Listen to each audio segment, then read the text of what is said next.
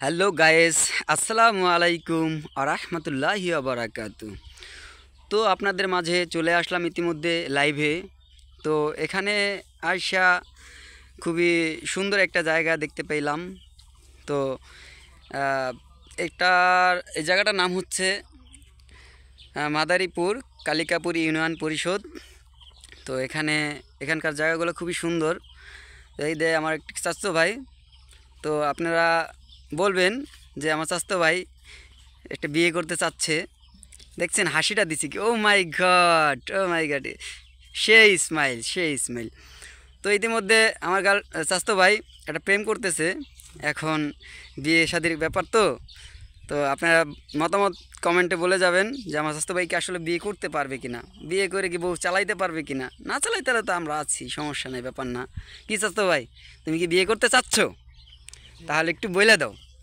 না, বিয়া শাদি করা বয়স না তোর। বিয়া শাদি কোন পরে যেদিন গরম ওদিন বিয়া শাদি। তা আপনি কি বলতে চাইতেছেন আপনি বড় হন নাই?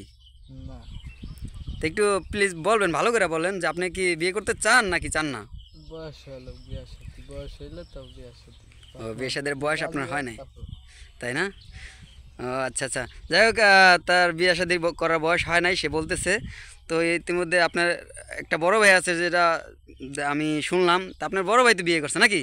হুম, তাহলে তার আপনার বিয়ে করা লাগে না, ঘরে তো ভাবি আছেই, তাই না? হুম। কারণ ভাবি কি আদর্শ করেনি আপনারে? হ্যাঁ, আদর্শ করে ভালোবাসে। ভালোবাসে না? যাই হোক, আমরা একজনের পরামর্শ নিলাম যে বিষয়ে বিস্তারিত বুঝতে পারলাম সে বিয়ে করতে চাচ্ছে না, সে এখনও ছোট। তো বিয়ে করবে আরও পরে। তো আমরা লাইভে আসছি, অনেক কিছুই বললাম, ঠিক আছে? তো লাইভটাকে সবাই বেশি বেশি শেয়ার করবেন। আর এদিকে আহ, এলাকাটা খুবই সুন্দর পরিবেশ।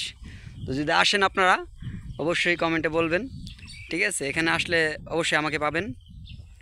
তো সবাই ভালো থাকবেন, সুস্থ থাকবেন।